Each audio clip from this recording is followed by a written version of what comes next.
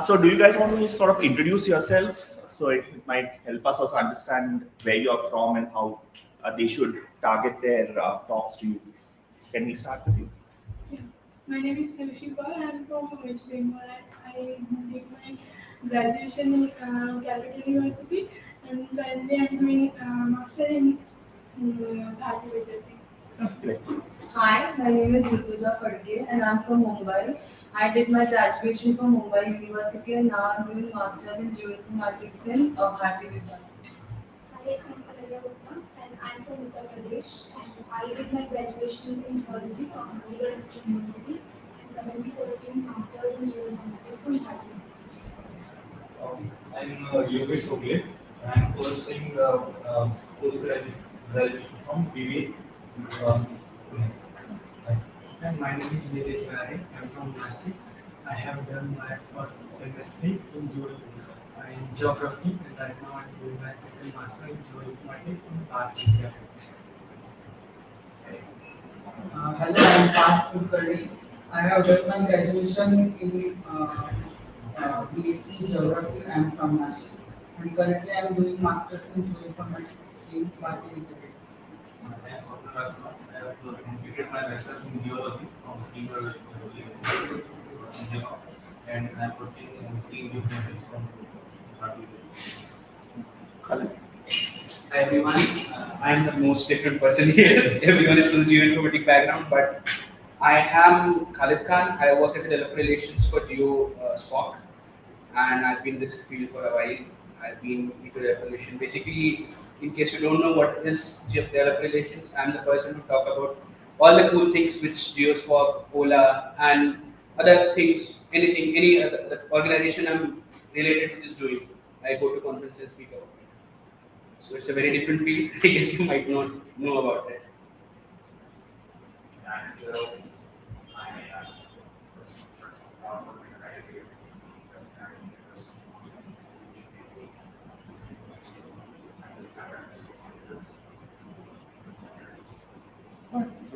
Becca?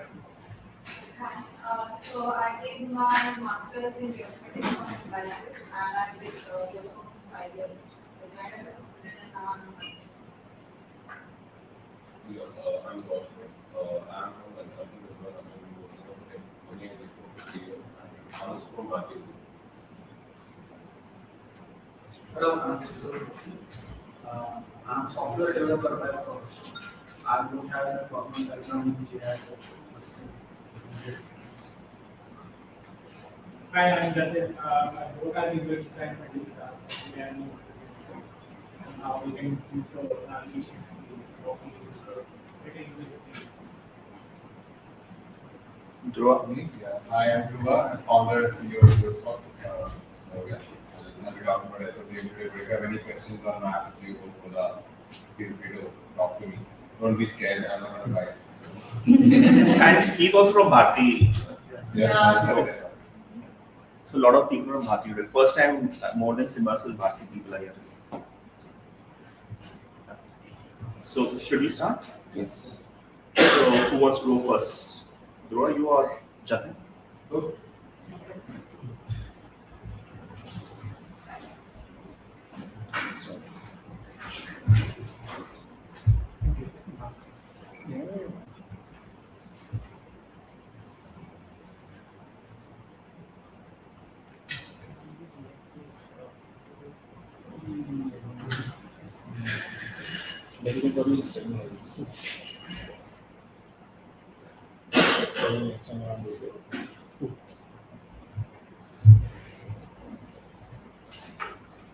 If you stand here, Oh, okay.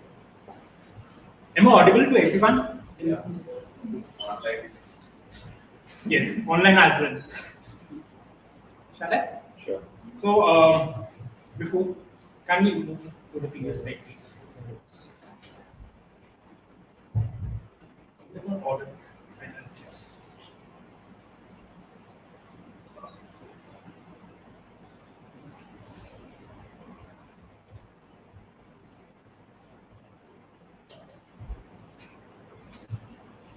Right.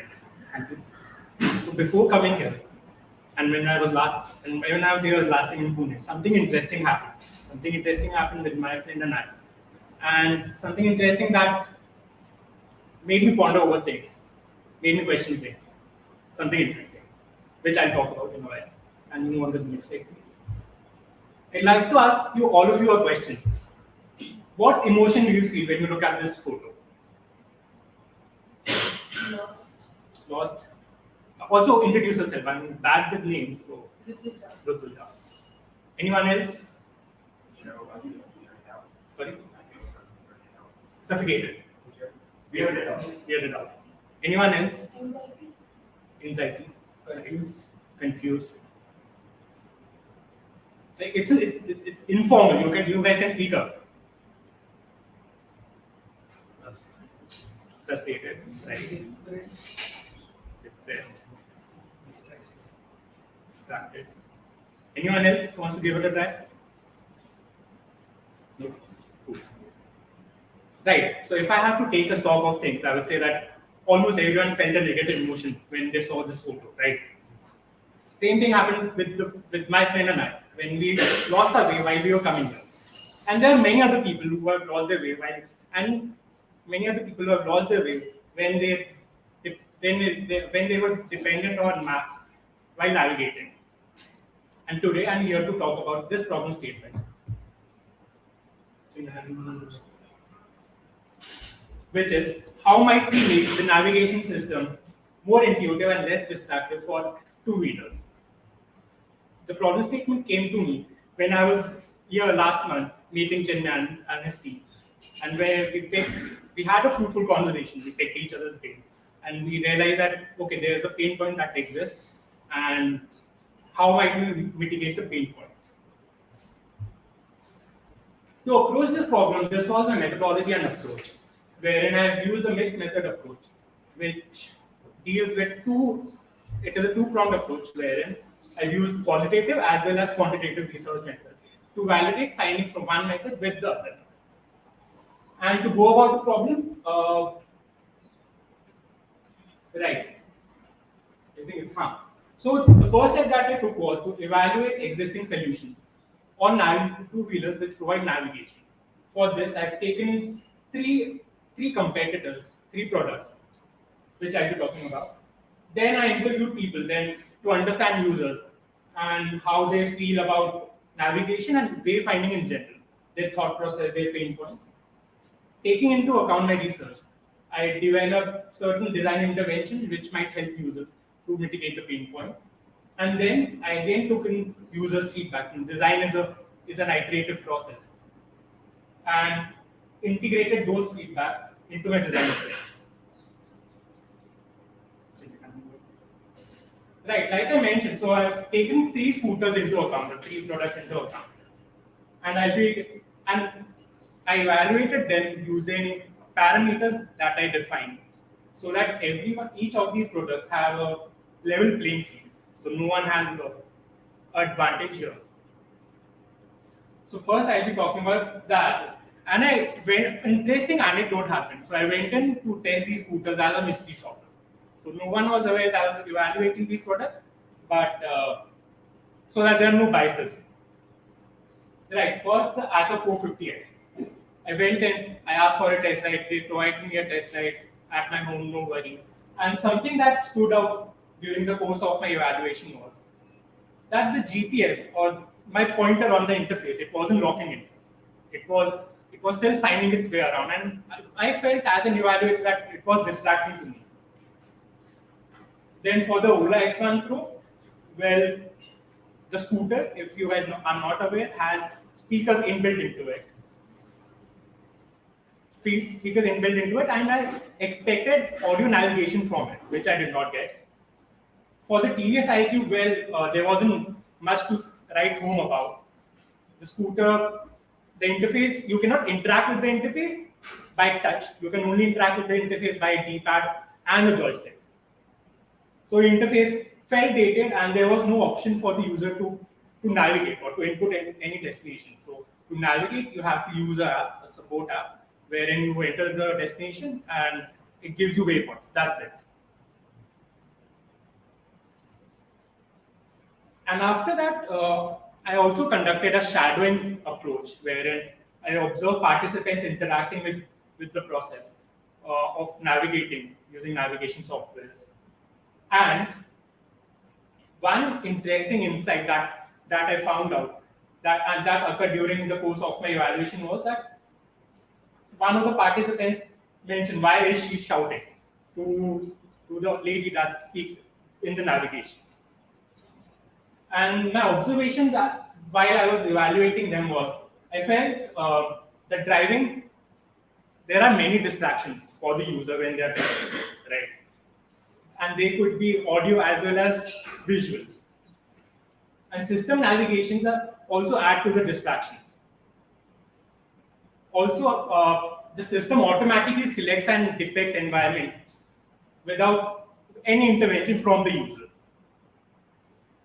Also, how I conducted this activity was, well, the car that we have at home, it doesn't have a touch screen, it doesn't have a speaker, it doesn't have anything. It's a basic, bare bones shell car, which does the job well to make you reach from point A to point B.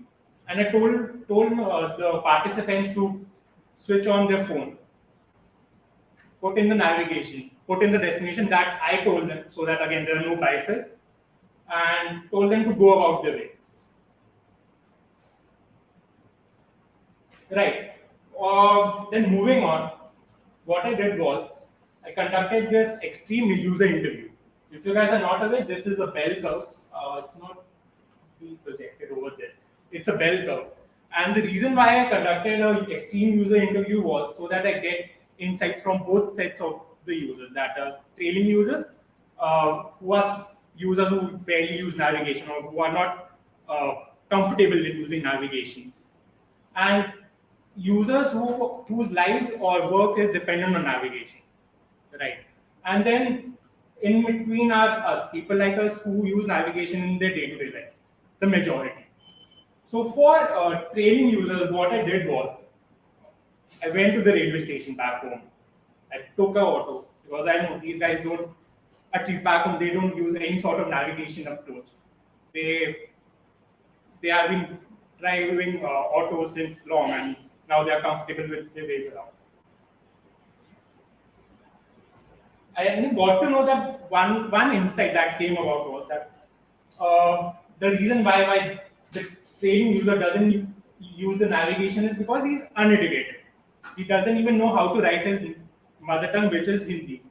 So he cannot input a destination, which was an interesting insight. And then I told him about that you can even speak to the navigation system and tell them that yes, you can direct me to this destination. But he was averse to it still. Then for people who use navigation or not, I approached one of the delivery partners of one of those food aggregator chains. And I asked them how they approach and their process of wayfinding. So, interesting insight again that came about was that they told me that navigation is not 100% accurate. It isn't. So sometimes what happens is they input the destination and then it shows a destination like A, and the drop is at somewhere 2 or 1 kilometer away from the destination, and then they have to traverse all the way, and even the app doesn't pay them well, so on and so forth. And then for the majority of the users, the insights are as follows. So majority of the users are highly dependent on navigation, and they feel happy about it. Yet they also feel frustrated and betrayed when they lost their way using navigation. They feel more focused on the act of driving, which is a good thing. Yet they feel distracted when they use navigation. And they feel that they are not paying attention to their surroundings. They felt that there's a lack of trust due to their poor past experiences wherein they've lost their way and have been misguided. Yet they feel confident and safe that they'll reach their destination no matter what. And I feel that you guys may also resonate with some of these findings and insights. Is that right? Yes.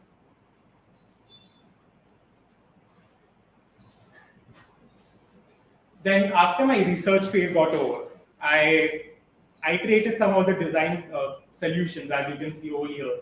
And for my design, I proposed two solutions. One is physical solution, and the other one is a digital solution. So for my digital solution, I've taken Ola into account, since the Ola scooter uses an app as well as an interface to provide a more holistic approach. So what I'm saying is that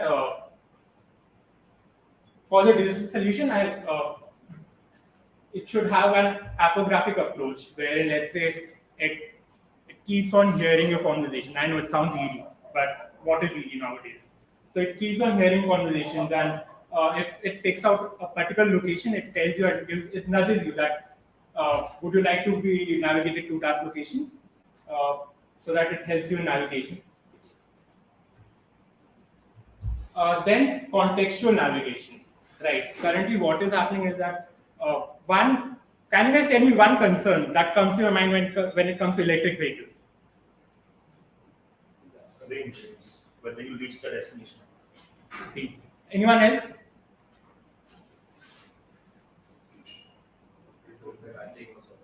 Range anxiety, right? Anyone else? Sorry? Eco-friendly? No, while riding the electric scooter or electric vehicle. Yes. So range anxiety. Sorry. It does not sound. It is noiseless. It's a speed reduces as expected range.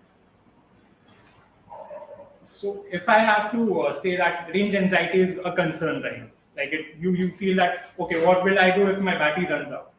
But what if we give a solution for it before the user leaves?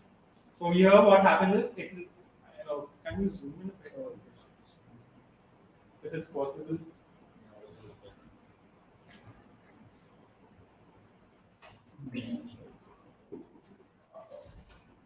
Right, what will happen is that if, let's say, you have to go from here to the airport, and it tells you that you are the current battery level is around 74%, and you won't be able to reach the airport with this level of battery percentage.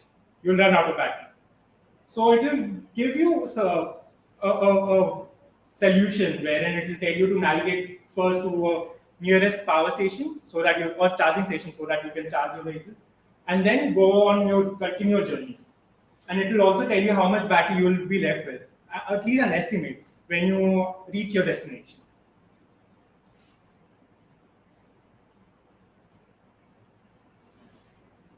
Right. So since I also talk about community as an initiator, so community would help act as a social proof for other users and would help generate involvement from the users. And one initiative that I talk about is of a milestone. So what I'm saying here is that let's say your scooter is parked at some parking spot on the road for at least half an hour or an hour. So you have the option to use your scooter as a landmark to help other users. And then you will ask, what's in it for me? So if you take part in this initiative, you can earn points which you can redeem to charge a scooter later on.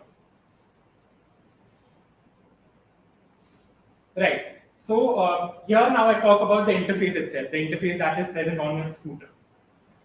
When I was interviewing users, I found out that users felt a disconnect when it came to entry and exit guidance.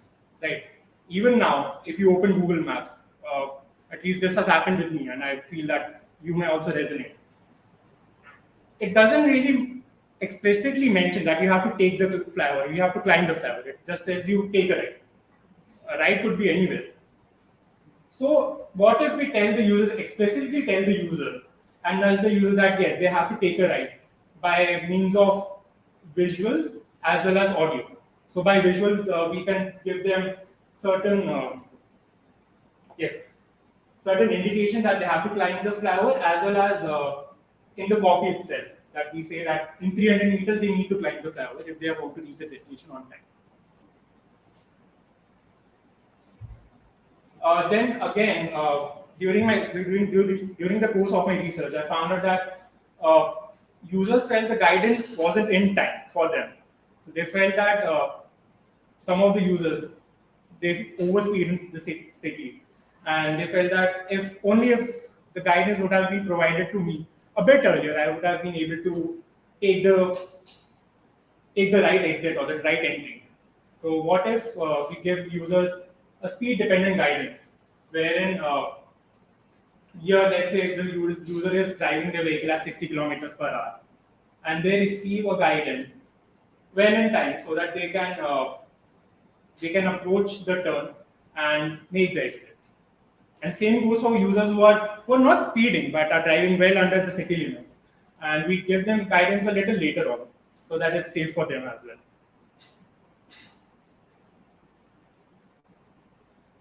One approach that I used to design the solution was that I wanted the solution to be complementing the user and not users being dependent on the solution. Right. So what I'm saying here is that we should use landmarks in route guidance to make the users more aware of their surroundings. And this is the general approach of users when when they want to wayfind or when they want to go to a destination. Right. First they approach a known landmark and then they filter down to reach their destination if they are going somewhere new. Also, one area of concern for users was they don't know where to go when the journey starts. So currently, I've taken the case of Google Maps. It tells you go west or go east. So it is a language that not many users understand.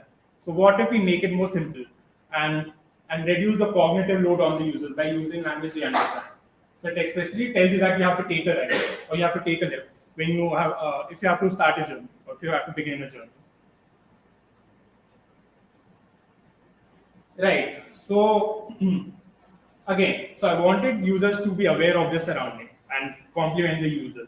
So what if we told the users some interesting tidbits or trivia about the routes they usually follow, so that they get to know about various landmarks or various points of interest on their way around. So here you can see that it gives you a small trivia that may get ingrained into users' minds, and that would help them know that okay, Garden of Five Senses is the landmark, and this is my way to go. So it will help me. It will probably help me in the future as well. Right. So another thing that I found out during the course of my research was users don't know whether the location they have input is right or wrong. There could be many locations of the same name, and they get confused. Then they have to ask around that is it the right location, is it the right one, is it the right place, so on and so forth. So what if we tell the users by harnessing the power of community that okay, that do you want to reach this location which has been visited by a certain number of people in the past 1 week? So it acts as social proof for other users. And if they still want to go to the location that they have set, they have the freedom to do so. Else they can pick the location that has been suggested by the interface itself.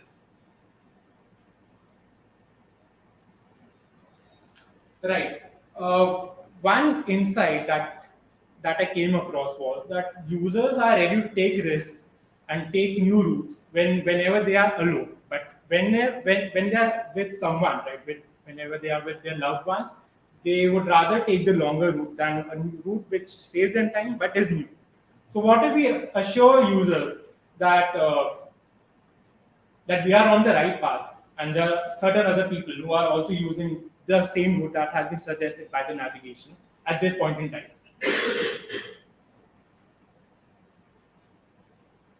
And again, to make users aware of the surroundings, what I'm suggesting here is that we help users explore the area or the region that they frequently visit, which they haven't in the recent past. So let's say they are traveling on a highway, and we give them this pop-up that there is a new restaurant that has opened up. Would you like to visit it? And we think that this is the right fit for you, so on and so forth.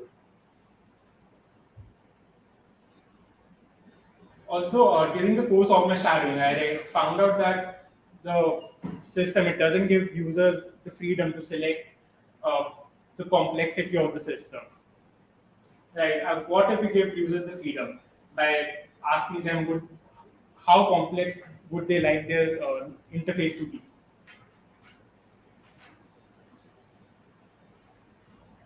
Right. As I mentioned about having dynamic landmarks. So let's say, and I again reiterate. So let's say if your scooter is parked at some point and you want to use your scooter as a landmark for other people to find their way around, they can. So here it gives you clear indication that there would be a scooter that is parked there, and they can take a right or a left from there. But again, it is dependent on many factors. One of those factors would be that the scooter should be parked for a certain period of time before it happens, else it would be of no use for users. Right, and so currently at least in scooters, right, it doesn't give you any indication that the navigation that we are suggesting is not 100% foolproof. So to inform users that they also need to be aware of their surroundings and be not dependent on navigation itself. Just a small suggestion that users need to check their surroundings and take care of road laws. We've already covered this. Right, so that was the end of the digital solution. For the physical solution, what I'm saying is, what if we change the way the feedback is given to the user, at least on two-wheelers? So for this, I'm saying we can use a method which is known as vibrotactile, wherein the handlebar itself vibrates. And okay, before we move on to this, I'd like to make you imagine certain situations. Right? You guys, all of you are sitting. Imagine you're sitting on two wheels, hurling down the road at 40 kilometers per hour, having a helmet on your head. Have you guys imagined? Now you can empathize how difficult it is for a two-wheeler rider to go their way around the city, right? And to top it off, you don't know the way. You're dependent on the navigation. And for the navigation, you have to wear earphones, and there are certain type of other distractions that a two-wheeler rider may have. Horns, potholes, and I don't know, people abusing, so on and so forth. There could be many variables, right? So what if we change the way the users get feedback? And how we can do it is by using a system known as vibrotactile. So in this system, what happens is, let's say a user has to take a left in 200 meters down the road. They don't have to be dependent on either the visual or the audio navigation. They can just be dependent on how the handlebar vibrates. So if they have to take a left, the left handlebar will vibrate. If they have to take a right, the right one will vibrate. Right. So this was something that I proposed, and how I did, and I tested out with a user. I couldn't with many users. This is the future scope of the project. So the user that I tested out with was extremely happy. They felt that it is something that should be adopted as soon as possible. It is less of a distraction, and it is a novelty factor. If a certain product has it, they'll be more inclined to purchase that product. And how I did was, as you can see, so this is, if I may, this is a complete jugaad right now, and I will work on it. So I coded an Arduino. I used a Bluetooth module with it, and I used those Chotu motors that you find it in your mobile devices, a vibrating motor. And I somehow jerry-rigged it to my cycle and to the motors to my handlebar, and then tested it out. So since my sample size was small, but they felt that this is something that should be looked into further.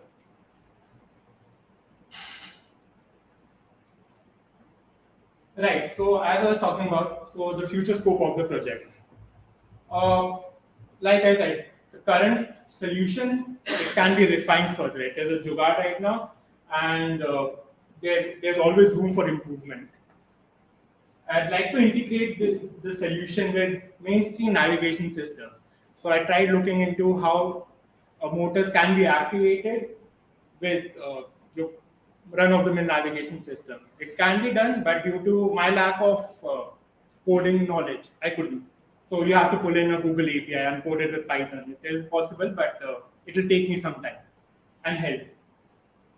Then I'd like to test the solution with a larger set of users so that instead of I have more rational and a deeper knowledge of what users like. And I'd like to design and test other means of feedback if there exist any other, and if users like those. And if you guys found it interesting, then you can scan this QR code for more such interesting tidbits. And that's it from my end. Any questions?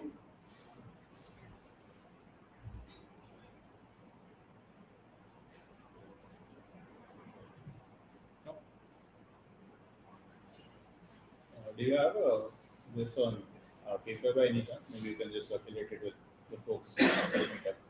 Paper, no. I don't have it.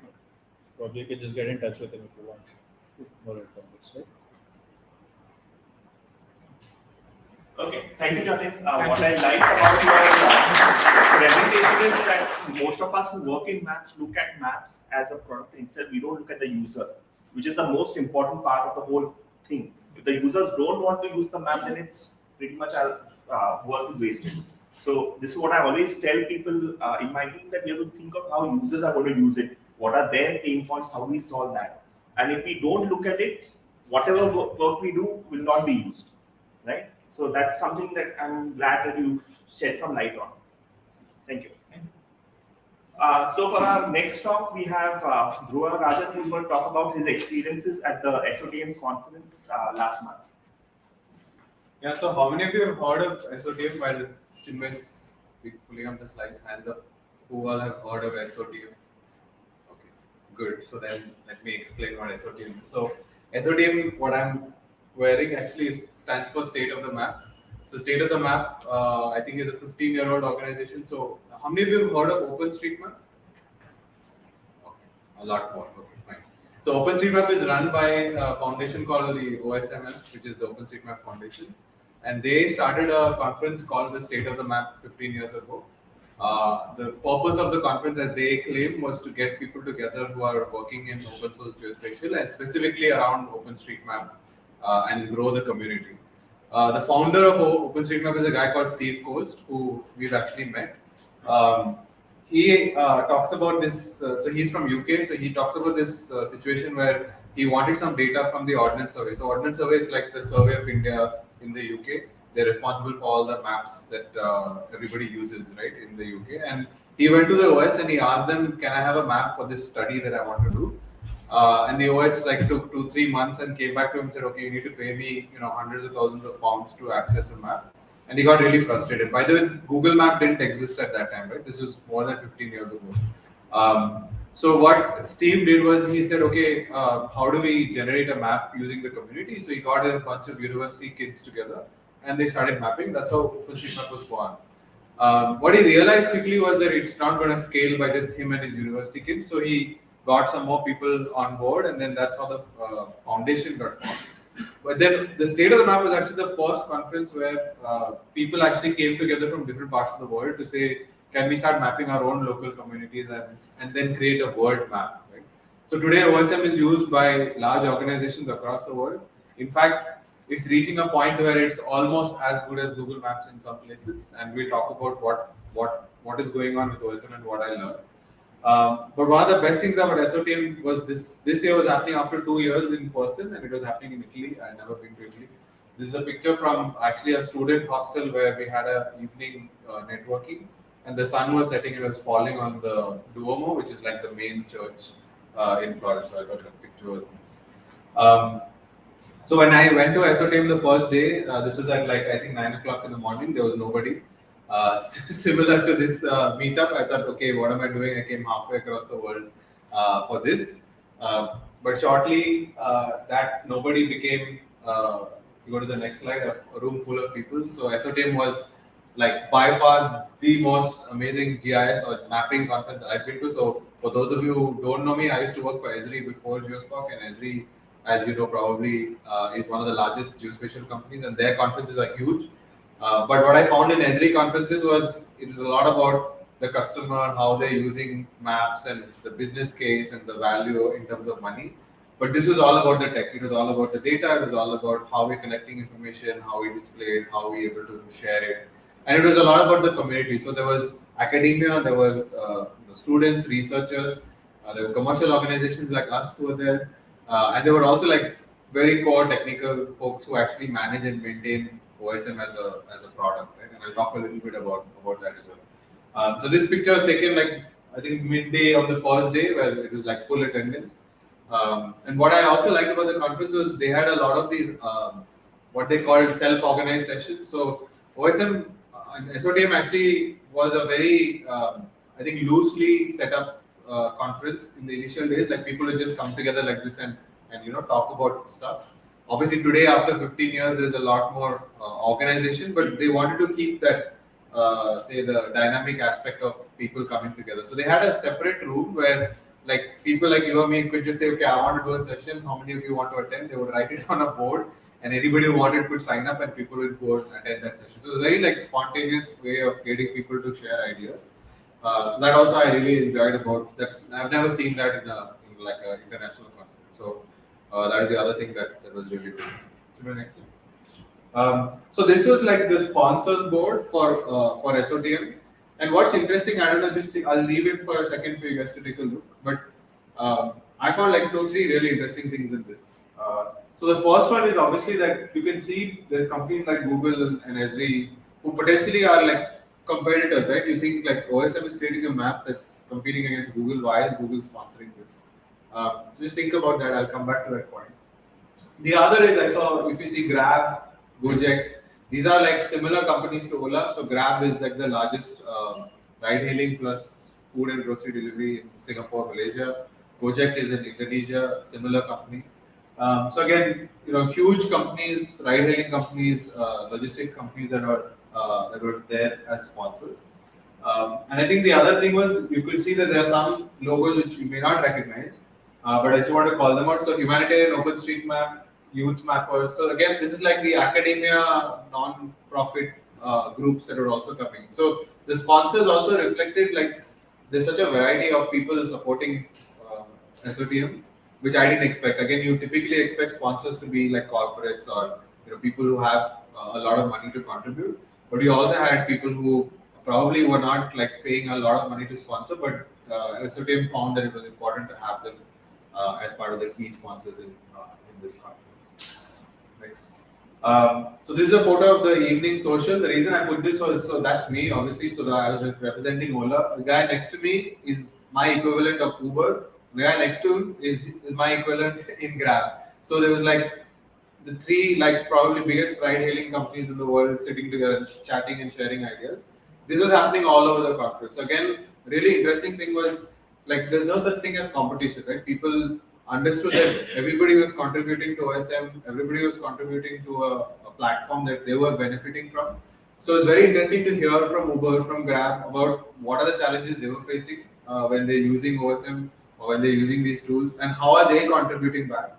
And something that we will also attempt to do as Ola. I think that's something that we realize there's so much of information that we are getting through OSM. How do we then channel the information back and contribute back to the ecosystem? But this again was like something I never expected that guy at Uber who's running all the maps at Uber would come and tell me how he's using OpenStreetMap and how he's leveraging from it. In fact, we're still having conversations with people at Grab. Last week we had discussions on how they manage the relationship with OSM. So it's a very nice community. It's something that I think we should look at how we can replicate that in India, in Asia, closer to home. It's like so just coming on to OSM. So that was the whole sort of corporate and competition aspect. But I don't know if many of you know, but literally, and this is not the exact picture, but OSM is hosted on a bunch of servers in a basement in a university in the UK. I mean, it literally is something like this. The guy got up and did a session on how he managed to run OSM for all these years. And for almost 14 years, I think 13 or 14 years, it was an unpaid job. So it was a systems administrator using, managing servers in a basement without any pay. Like this, he had a different day job. He was doing this as a volunteer, and OSM was running on that. Over COVID, they kind of set up another disaster recovery center in Amsterdam, but even that is run on. So there's no cloud, there's no Amazon like web services. It's all run on a set of servers in a small room like this. And I thought that was incredible. Like, imagine running a global software platform, a mapping platform on a bunch of servers. I mean, that at the time they started OSM, I guess cloud didn't exist, right? It wasn't easy for people to access, like spin up machines in AWS. So they actually took servers and connected it and started this. There is work going on to sort of modernize this infrastructure, but this guy is a very interesting guy to talk to. I spent some time with him. So he talked me through all the challenges they have, like what kind of, they have hacking attempts, they have, system downtime, and now like Facebook and Amazon and Google are all supporting OSM as well. So it's important for them to also keep the servers up and running. It's important for the site to not go down. Very interesting. So there are now 3 people. So he's finally got a full-time job with OSM. But there are 3 people who support managing and running of OSM's infrastructure. This is something I didn't know. So something I learned in the conference. Next. Another really cool thing that this conference threw up was lots of amazing tools, which again I had never heard of. So I'll just go through some of these. So every door, I would really encourage you guys to take a look at some of these tools. So every door is a tool to capture POI data. So those of you who have ever used any kind of survey tools, every door is a very nicely integrated OSM data editing toolset. So it's there for Android and iOS. You can go and collect. Basically, it's targeted for POI data collection. So it has like automated workflows that allow you to capture the data fast. Street Complete is similar. So Everydoor, Street Complete are kind of similar apps.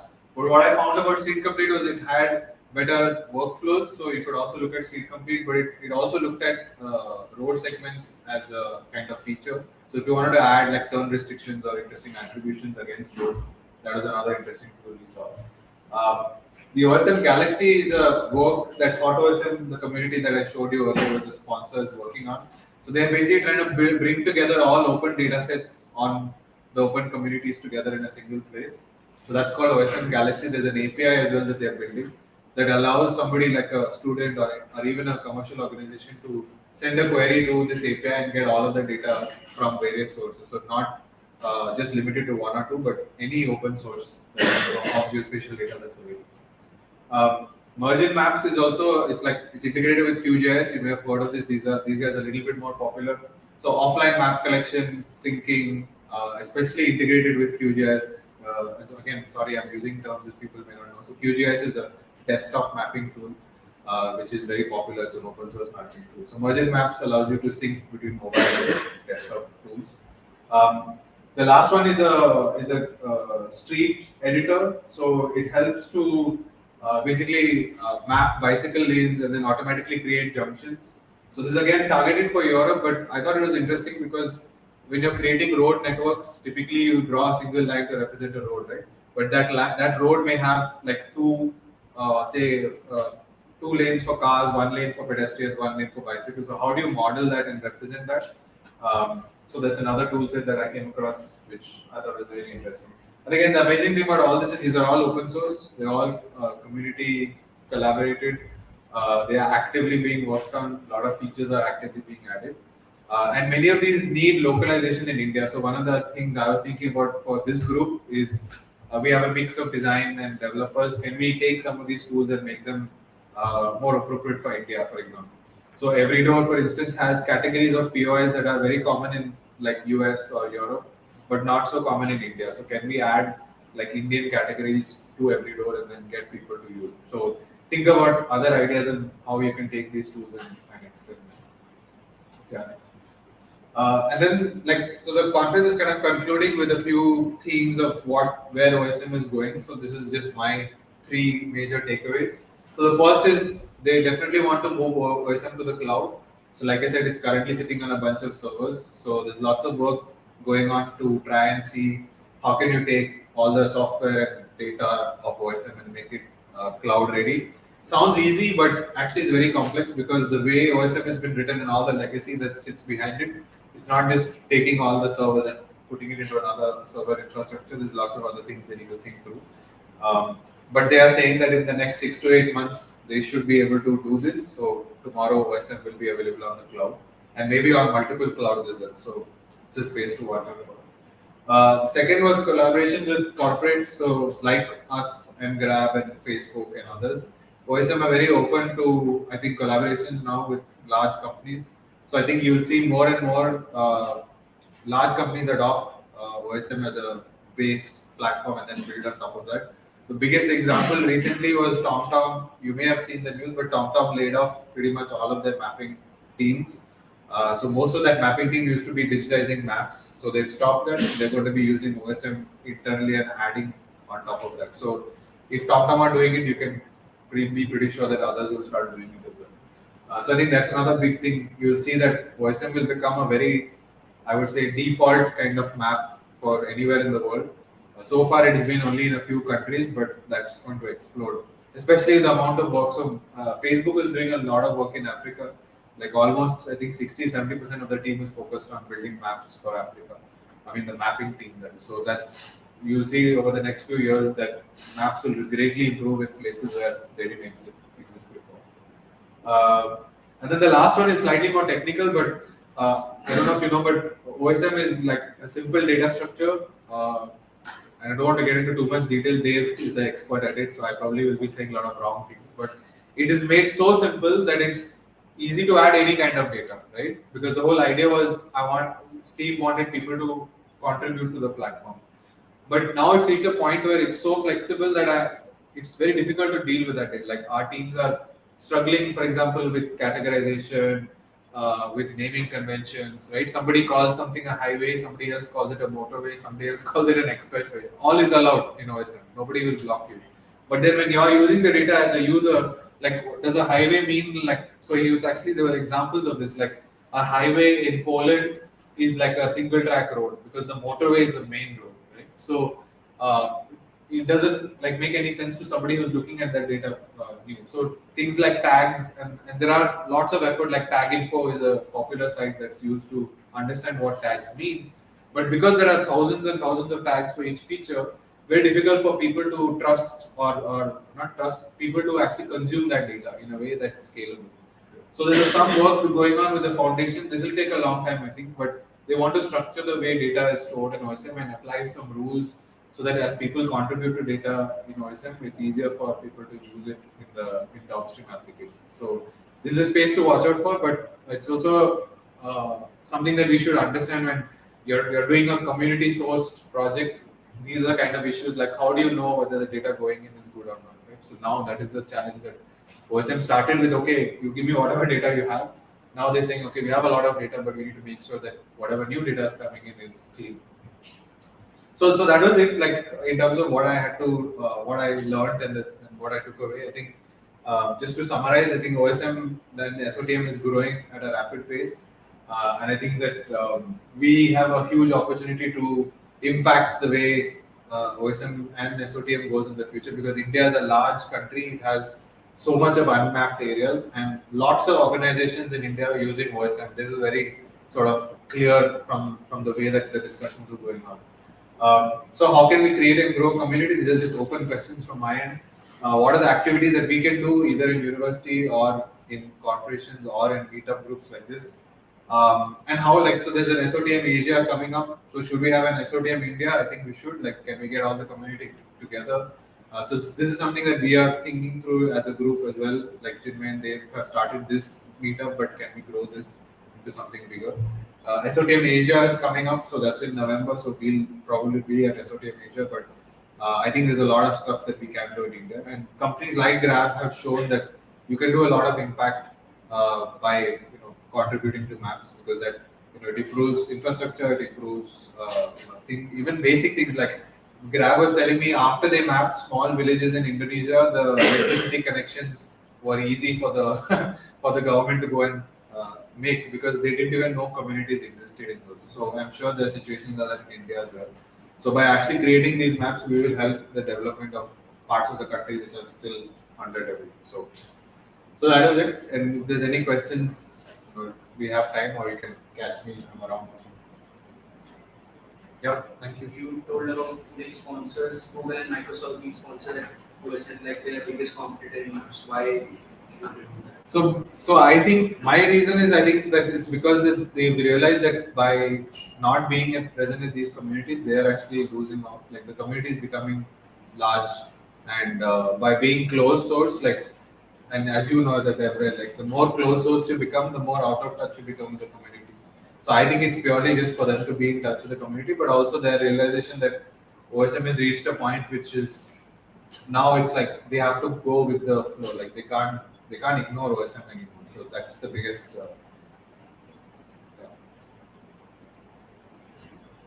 Okay, good. Thank you, Dhruva, for this amazing insight into SotM. So hopefully, all of you have sort of got a sort of inkling of what we want to do in GeoPune. It's not the traditional GIS kind of thing. It's something out of the box. And like those of you who are from different colleges, I think you can also come up with certain ideas where you want to present something which you've learned. We'll be open for that as well.